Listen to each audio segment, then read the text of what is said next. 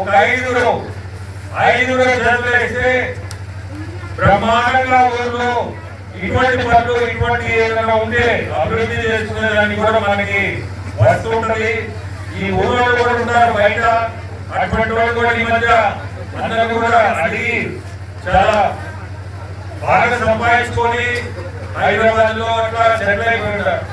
అటువంటి వాళ్ళని మనం కలిసి ఊర్లలో ఏదైనా సమస్యలు ఏదైనా చేయగలిగిన అభివృద్ధి పనులకి వాళ్ళు కూడా అడగాలని కూడా ఈ మధ్య అనుకుంటున్నాం.